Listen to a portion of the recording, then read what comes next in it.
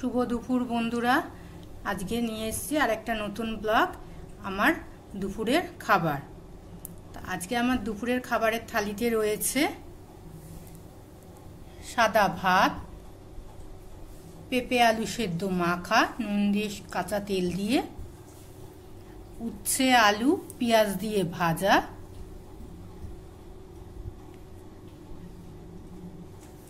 আর আছে চিকেন কষা।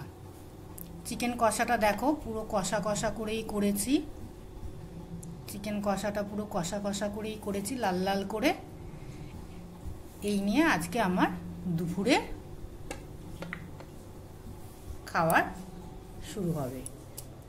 তোমরা দেখে জানিও আমার থালিটা কেমন হয়েছে।